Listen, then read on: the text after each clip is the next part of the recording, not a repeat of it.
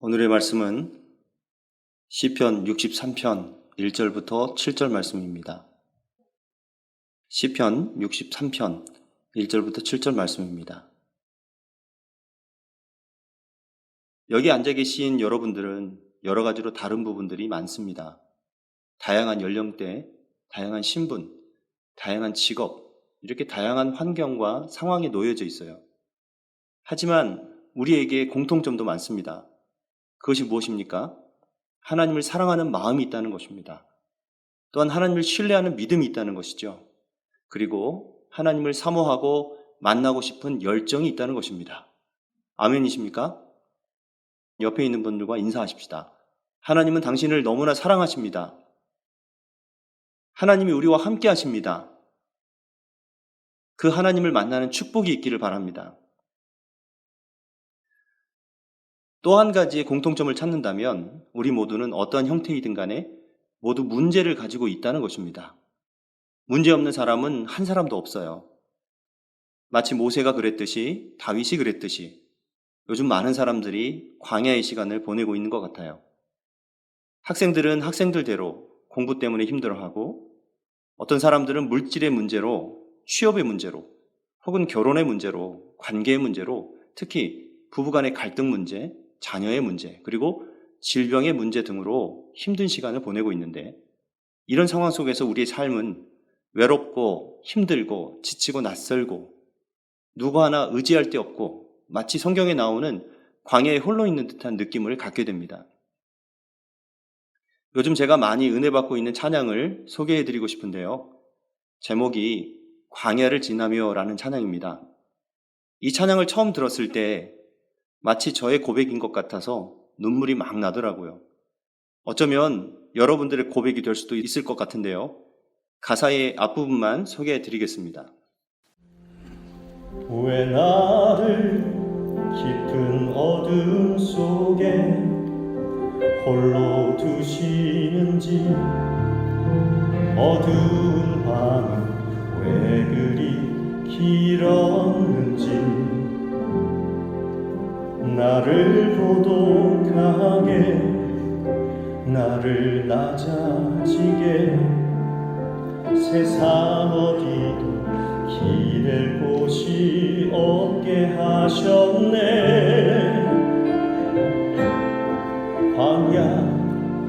광야에 서 있네. 이런 가사예요. 여러분 어떠세요? 여러분들도 이런 상황을 겪고 계시지는 않습니까? 저는 참 공감이 되어 은혜가 됩니다. 여러분 혹시 옹이를 아십니까? 들어보셨어요? 옹이라는 단어를요. 고양이를 키우시는 분들은 느낌이 꼭 야옹이를 줄여서 부르는 말 같습니다만은 그게 아니라 큰 나무를 잘라보면 그 속에 옹이라고 하는 것이 있습니다. 모양은 매우 다양하며 모든 나무에 다 있어요. 그런데 이 옹이가 어떻게 생기는지 아십니까? 원래 옹이는 나뭇가지가 있었던 자리입니다. 그런데 나무가 성장하면서 나뭇가지가 나무의 몸통 안으로 들어와서 점점 박히게 됩니다. 그리고 나중에 겉에 있던 나뭇가지가 똑 떨어지면 흉터가 남는데 바로 이것이 나무 안의 옹이가 되는 것입니다. 저는 이런 생각을 해봤어요. 만약에 나무가 우리처럼 입이 있어서 소리를 낼 수 있었다면 아마 이 지구는 나무가 지르는 상처와 고통의 신음소리로 가득 찼을 것이다라고요. 한번 생각해 보세요. 몸통으로 가지가 파고들 때 얼마나 아플까요? 우리는 손가락에 조그마한 가시만 박혀도 온몸이 어쩔 줄 모를 정도로 너무 고통스러운데, 나무는 계속적으로 성장하면서 이런 현상을 겪어야 한다는 것입니다. 그런데 아프지만 나무가 자라려면 꼭 거쳐야 하는 과정이기에 피할 수도 없어요. 우리가 잘 몰랐지만 나무는 이렇게 늘 아프면서 이렇게 상처 자국을 남기면서 자라고 있는 것입니다. 그런데 이렇게 성장한 나무들을 목재로 가공할 때 이 옹이 부분은 인기가 있겠습니까? 없겠습니까? 사실 뭉퉁하고 잘 다듬어지지 않은 이 부분은 목재로서 인기가 없어요. 너무 거칠고 무늬가 투박해서 가구를 만들 때는 이 부분을 잘 사용하지 않습니다. 그런데 이 옹이를 반드시 써야 하는 곳이 있는데 그게 어디냐 하면 기둥이나 대들보를 만들 때에는 반드시 이 옹이를 쓴다는 것입니다. 너무 단단해서 무거운 무게를 지탱해도 구부러지지 않고 밖에서 눈이나 비를 오랫동안 맞아도 뒤틀어짐이 없기 때문에 기둥을 만들거나 대들보를 만들 때는 반드시 옹이가 있는 부분을 쓰게 됩니다. 저는 이 옹이를 보면서 이런 것을 발견하게 되었습니다. 저를 따라서 하실까요? 상처에는 힘이 있다. 보통 우리는 상처는 쓸모없고 남에게 드러내 보이기 싫은 부분이라고 생각해서 감추려고 하지만 나무에게 있어서는 이 옹이라는 상처의 부분이 요긴하게 쓰일 수가 있다는 거예요. 여러분, 상처 없이 강해지는 생명은 없습니다. 모든 생명은 상처를 통해서 강해지는 것입니다. 믿음 생활도 마찬가지라고 생각합니다. 시련과 아픔을 겪지 않은 신앙은 쉽게 무너져 버립니다. 온실에서만 자란 꽃은 요즘같이 일교차가 높은 그런 계절에 밖에만 내놔도 쉽게 시들어 버리죠. 그래서 하나님께서 우리들에게 시련과 어려움을 주시는 것이라고 생각합니다. 너무 쉽고 너무 평안하게 살다가 작은 아픔과 상처와 어려움을 만나게 되면 금방 시들어 버리는 그런 것들을 피하기 위해서 하나님께서 우리에게 어려움과 고난을 허락하신다는 것입니다. 나뭇가지가 몸통에 파고드는 아픔을 통해 만들어지는 옹이가 단단하듯이 하나님께서는 우리의 믿음을 강하게 하기 위해서 시련과 고난을 허락해 주시는 것입니다. 오늘 본문인 시편 63편의 저자 다윗도 마찬가지였습니다. 여러분은 이 시편을 언제 썼다고 생각하십니까?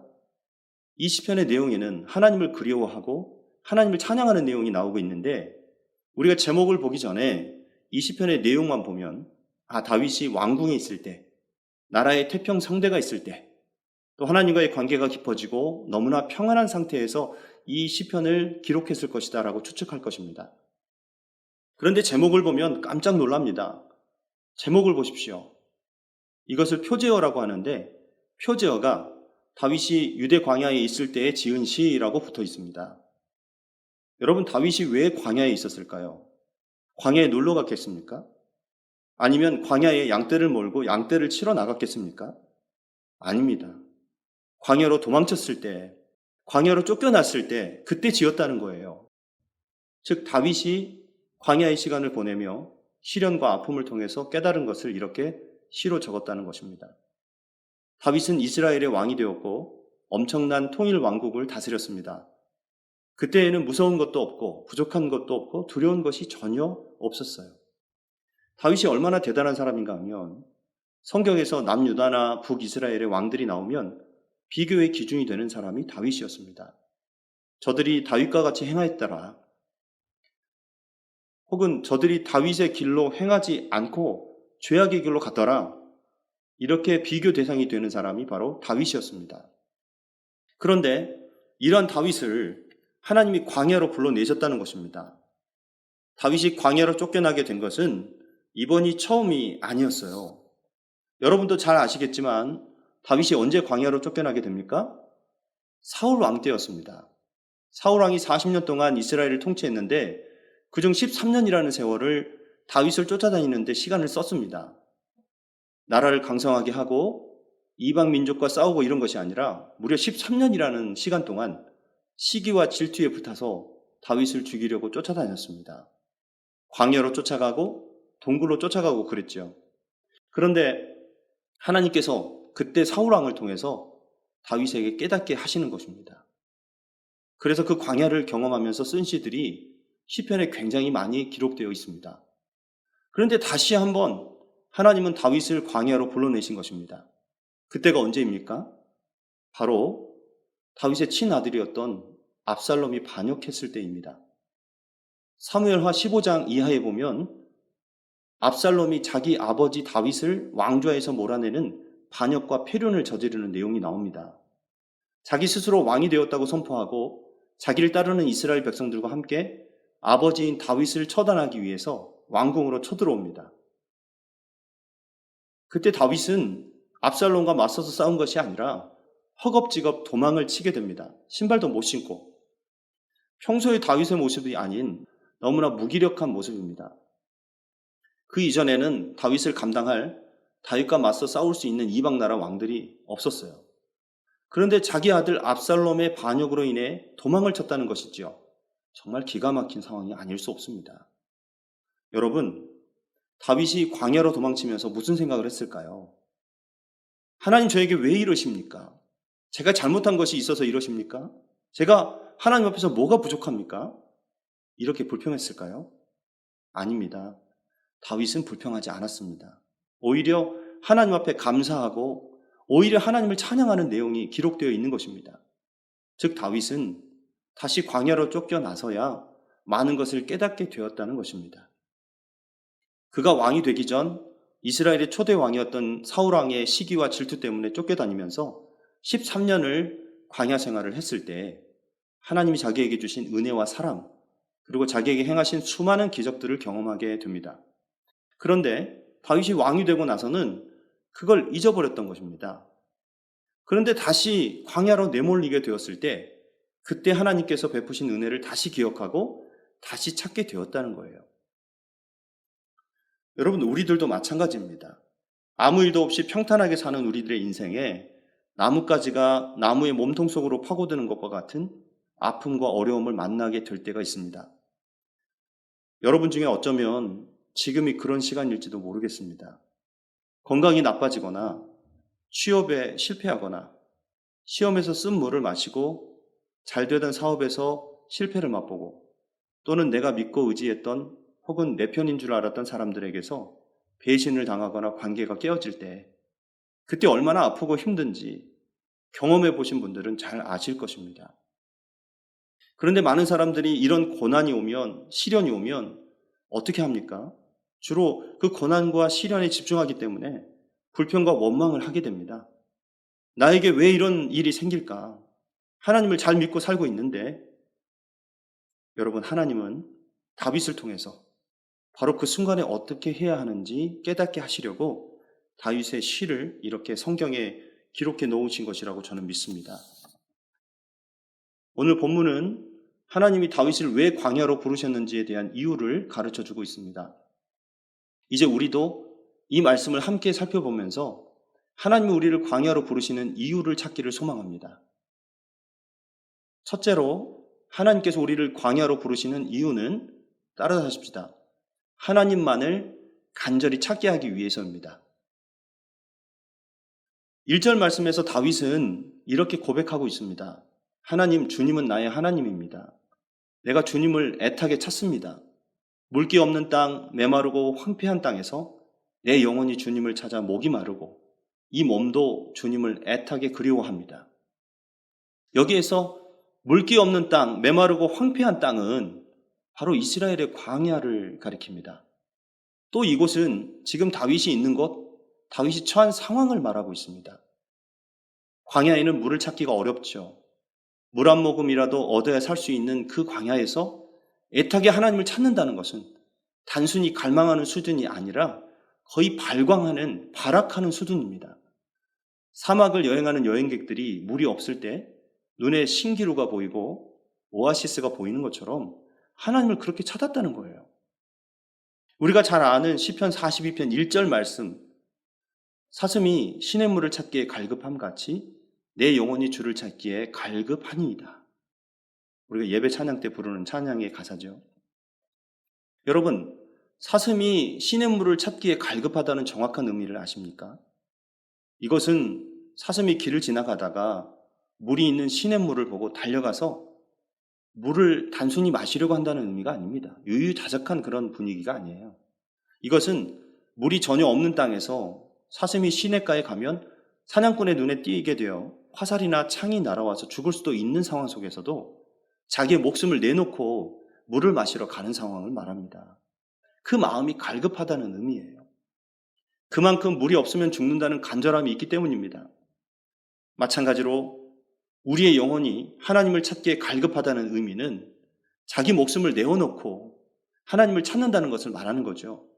하나님, 제가 제 목숨을 내어놓을 정도로 하나님을 그렇게 애타게 찾습니다. 이런 고백이라는 거예요. 여러분, 오늘 여러분은 다윗과 같은 그런 애타는 마음으로 하나님의 은혜를 사모하고 계십니까? 물기 하나 없는 메마른 광야에서 물 한 모금 찾는 그런 심정으로 오늘 주님을 찾고 계십니까? 저는 여러분들 안에 이 갈급한 마음이 회복되었으면 좋겠습니다. 우리가 세상을 살아가면서 필요한 것들이 많죠. 그런데 정말 중요한 것은 하나님에 대한 갈급함이에요. 하나님을 갈망합니다. 하나님을 갈급합니다. 하나님이 필요합니다. 하나님의 은혜가 필요합니다. 여러분, 다윗에게는 하나님에 대한 갈망과 사모함이 있었습니다. 다윗은 정말 하나님을 사랑하고 사모했어요. 시편 16편 8절에도 내가 여호와를 항상 내 앞에 모심이여 그가 나의 오른쪽에 계심으로 내가 흔들리지 아니하리로다. 이렇게 고백하고 있죠. 항상 하나님 앞에 살았다는 거예요.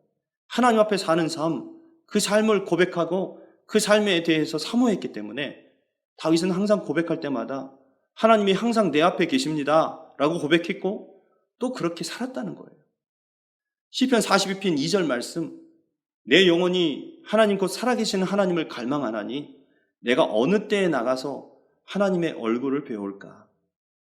다윗은 하나님을 날마다 만나고 싶어하고 날마다 하나님과 함께 있고 싶어하고 하나님의 얼굴을 보고 싶어 했습니다. 저와 여러분들에게도 이런 갈망과 사모함이 있기를 바랍니다. 그리고 그 마음이 여러분들에게 지금 있다면 그 마음들이 식어지지 않기를 바랍니다. 주일날만이 아니라 매일매일의 삶 속에서 우리의 삶의 현장은 하나님께 드리는 예배의 현장이 되어야 합니다. 파라과이에서 사역하시는 어떤 선교사님의 간증을 들은 적이 있습니다. 그 교회 성도가 물을 기르러 갔다가 그만 우물에 쑥 빠지고 말았답니다. 그런데 그곳은 사람들이 자주 왕래하지 않은 인적이 드문 곳이라서 살려주세요 이렇게 크게 소리를 질렀지만 아무도 구해주지 않았다는 거예요. 그러니 얼마나 하나님께 간절히 기도했겠습니까? 하나님 제발 저를 좀 살려주세요. 하나님 저를 좀 구해주세요. 이렇게 소리를 질렀죠. 결국 몇 시간 후에 기적같이 누군가에게 발견되어서 구출되어 우물에서 나오게 되었답니다. 그리고 예배 때 그가 간증을 했어요. 그 간증 내용이 뭐냐 하면 나는 지금까지 기도한다고 했지만 그때 우물에 빠졌을 때처럼 그렇게 간절히 기도해 본 적이 없습니다. 이렇게 이야기하더라는 거예요. 그런데 그 성도의 이야기를 들으면서 그 선교사님의 마음이 뜨거워지면서 이런 생각이 드는 거예요. 나는 지금까지 이 성도처럼 그렇게 간절히 기도해 본 적이 있는가? 정말 간절한 마음으로 하나님을 찾은 적이 있는가? 이런 질문을 던지게 되었다는 것입니다. 하지만 안타깝게도 자기의 인생 가운데 그렇게 간절한 마음으로 하나님을 찾고 기도했던 적이 없었다는 거예요. 그래서 그때부터 이 선교사님이 간절하게 하나님을 찾았다고 합니다. 하나님, 저에게도 간절한 마음을 회복시켜 주세요. 저도 우물 속에 빠진 성도의 심정으로 간절히 주님을 찾는 마음을 회복시켜 주세요. 이렇게 간절히 기도하기 시작하며 그의 선교 사역과 그의 삶이 변화되기 시작했다는 간증이었습니다. 그런데 다윗이 꼭 이런 심정으로 하나님을 찾았다는 것이죠.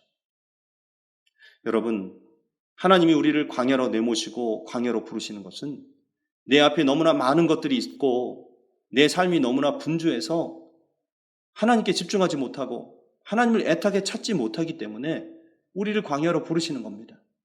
그렇기 때문에 하나님이 광야로 부르시면 힘들고 아프다고 원망하지 마시고 온전히 주님께 집중하시기 바랍니다. 주님을 정말 간절하고 애타게 찾으세요. 그러면 반드시 하나님을 만나게 될 것입니다. 그러면 광야의 아픔과 상처가 우리를 넘어뜨리는 걸림돌이 아니라 우리를 강하고 단단하게 만드는 디딤돌이 된다는 것을 믿고 온전히 하나님을 간절히 찾는 여러분들이 다 되시기를 바랍니다.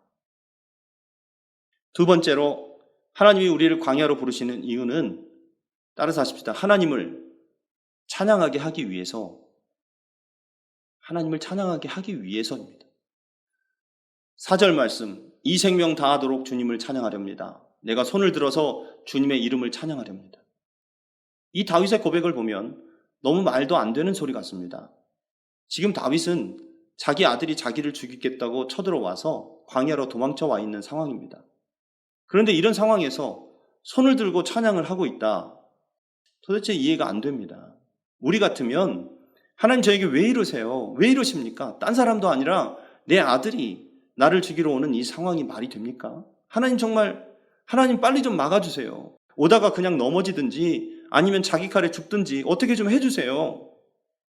이렇게 불평하지 않았을까요? 아니면 하나님 저를 살려주세요. 저를 다시 왕으로 복귀시켜주세요. 이렇게 하나님께 울부짖고 있지 않았을까요? 그런데 다윗은 어떻게 고백하고 있습니까? 다윗은 하나님의 이름만으로, 하나님이 존재하시는 그 자체만으로 내가 하나님을 찬양합니다. 이렇게 고백을 하고 있습니다. 여러분, 내 상황은 죽을 것 같은 상황이지만, 내 상황은 어디를 돌아봐도 감사할 수 없는 상황이지만, 내 상황 때문이 아니라 하나님의 이름만으로, 하나님이 존재하신다는 그 자체만으로 내가 하나님께 찬양합니다. 이렇게 드리는 찬양이 진정한 찬양인 줄 믿으시기 바랍니다. 우리는 찬양의 개념을 다시 세워야 합니다. 우리는 찬양이라는 것이 하나님 우리에게 뭔가를 얻게 하시고 우리를 성공시켜 주시고 나를 건강하게 하시고 나의 모든 것을 복되게 하셨을 때 드리는 것이라고 생각하는데 그것이 다가 아닙니다. 물론 그때에도 하나님을 찬양해야 되겠지요. 그런데 우리에게 어려움이 오고 아픔이 오고 광야에 내몰리는 상황에 처하게 되었을 때에도 하나님을 찬양해야 된다는 거예요.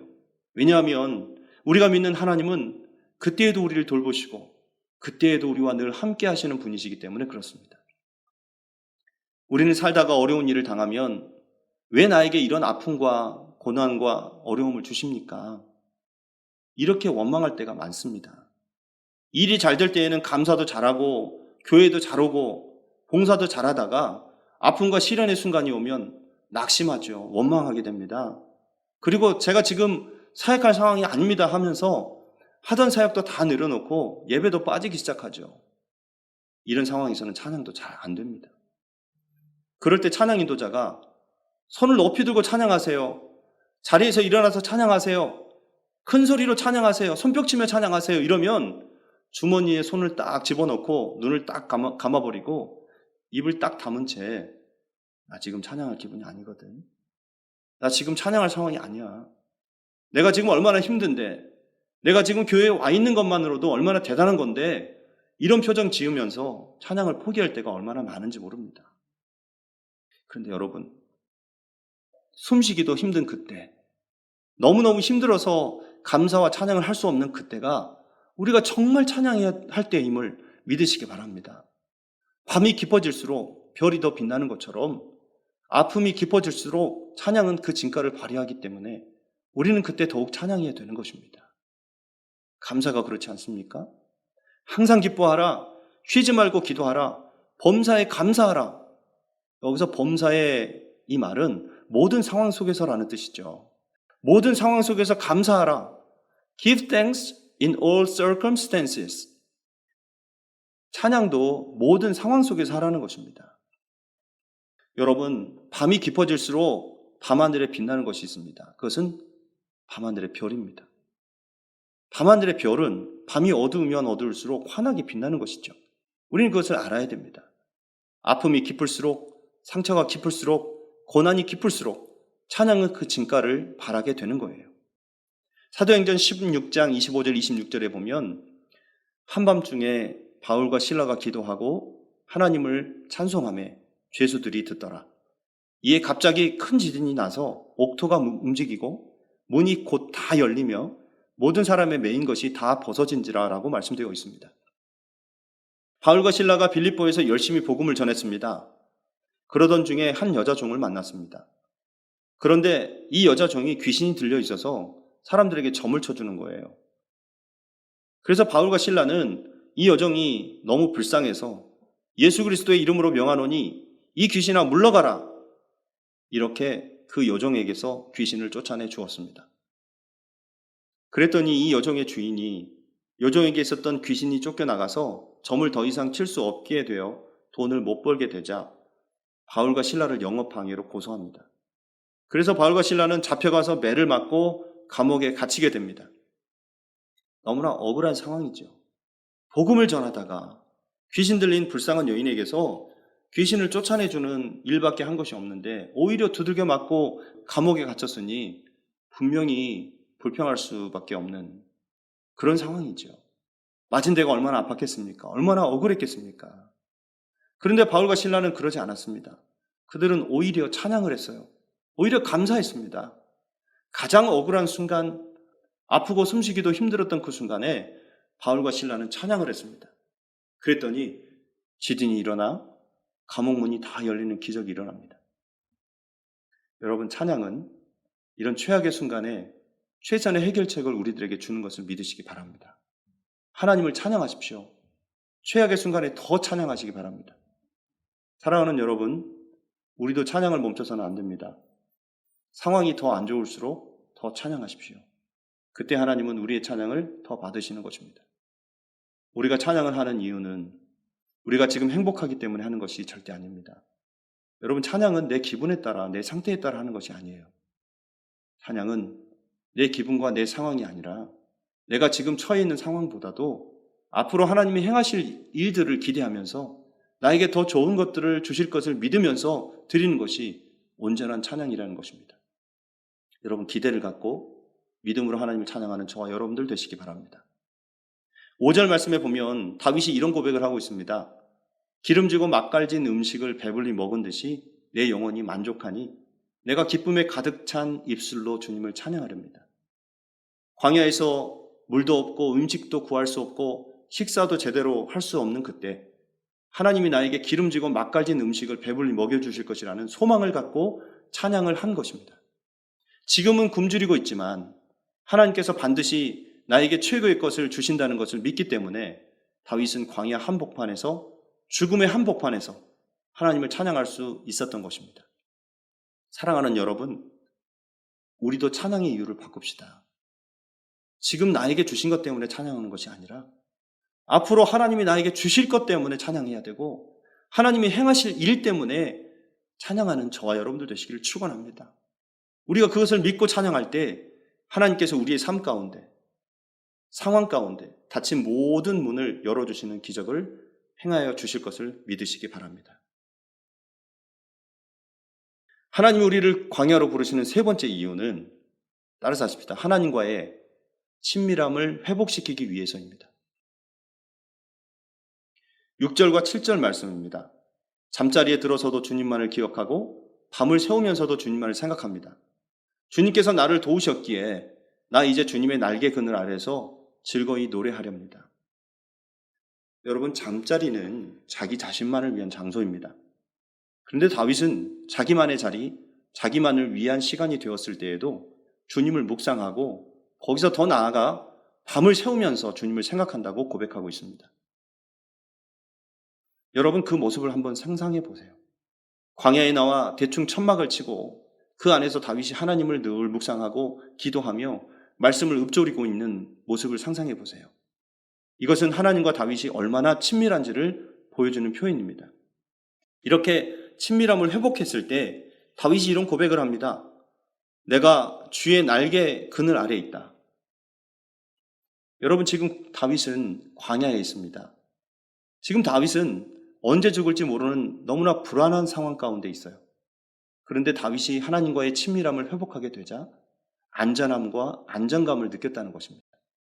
그래서 내가 지금 하나님의 날개 그늘 아래에 있다, 이렇게 고백을 하고 있는 것입니다. 그래서 우리는 결단해야 됩니다. 우리는 하나님과 친밀할 것인지 세상과 친밀할 것인지 결단해야 됩니다. 우리가 세상과 친하면 우리는 반드시 하나님과 멀어질 수밖에 없어요. 반대로 하나님과 친하면 세상과 멀어질 수밖에 없지요. 하나님과도 친하면서 동시에 세상과도 친할 수 있는 방법은 절대 없는 것입니다. 신앙생활에서 중간지대는 없어요. 그래서 우리가 있어야 할 곳을 정해야 된다는 것입니다. 하나님이 우리를 광야로 부르시는 이유는 나의 이름과 나의 마음과 나의 삶을 둘 곳을 정확하게 가르쳐주기 위해서입니다. 우리의 이름을 두어야 될 곳, 우리의 생명을 걸어야 할 곳, 또 우리가 있어야 할 거처는 하나님의 날개 그늘 아래여야 된다는 것입니다. 하나님 안에 있어야 됩니다. 우리는 하나님과 친할 때, 하나님을 나의 주인으로 모시고 섬길 때 그때가 가장 평안할 수 있다는 사실을 믿으시기 바랍니다. 이 세상의 그 무엇도 우리를 평안하게 할 수 없습니다. 오직 우리가 하나님과 친근해지고 하나님과 친밀해지고 하나님 안에 있을 때 우리는 참 평안을 누릴 수 있는 것입니다. 사랑하는 여러분, 주님과의 친밀함을 날마다 결단하시기를 바랍니다. 잠자리에 들 때도 주님을 묵상하고 말씀이 내 입술에서 떠나지 않게 되기를 간절히 사모하시길 바랍니다. 그때 우리는 평안하고 강해지는 것입니다. 우리는 광야를 통해서 자라게 됩니다. 그런데 우리는 광야를 만나게 되면 두려워하고 무엇을 해야 될지 몰라 불안해합니다. 광야는 너무 힘들고 고통스럽습니다. 그러나 우리는 이것을 꼭 기억해야 합니다. 광야는 하나님 우리를 저주하고 우리를 죽이시고 버리는 것이 아님을 분명히 알아야 합니다. 나무의 고통스러운 상처가 나중에 큰 버팀목을 만들듯이 하나님이 우리에게 광야를 통해 주시는 상처가 우리를 강한 기둥으로 성장시킨다는 것을 믿으시기 바랍니다. 그리고 광야를 이겨낸 우리들은 믿음이 더 단단해지고 마음이 더 단단해질 것입니다. 하나님 안에서 강한 용사가 되는 것입니다. 사랑하는 여러분, 하나님이 여러분들을 광야로 부르시면 하나님 한 분만을 갈망하십시오. 손을 높이 들어 주님을 찬양하십시오. 날마다 주님과 친밀함으로 이 광야를 이겨내시는 저와 여러분이 되시기를 바랍니다. 그러면 하나님의 강한 능력이 우리 삶을 통해서 증거될 것입니다. 이 믿음으로 나아가는 저와 여러분들 되시기를 주님의 이름으로 간절히 축원합니다. 제가 설교를 시작하면서 광야를 지나며라는 찬양의 앞부분 가사를 소개해 드렸습니다. 이제 말씀을 마무리하면서 뒷부분의 가사도 소개해 드리려고 합니다. 주님만 내 도움이 되시고 주님만 내 빛이 되시는 주님만 내 친구 되시는 광야 주님 손 놓고는 단 하루도 살 수 없는 곳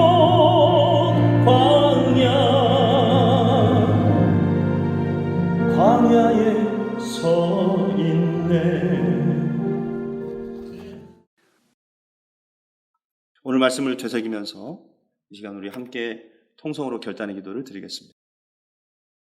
하나님 아버지, 우리가 광야의 시간을 경험하면서 오직 하나님 한 분만을 갈망하는 결단을 허락하여 주시고 하나님을 찬양하는 기회로 삼게 하여 주시고 날마다 주님과 친밀함으로 그 광야의 시간, 그 광야의 어려움들을 이겨낼 수 있도록 인도하여 주시옵소서. 왜 나를 깊은 어둠 속에 홀로 두시는지 어두운 밤은 왜 그리 길었는지 나를 고독하게 나를 낮아지게 세상 어디도 기댈 곳이 없게 하셨네.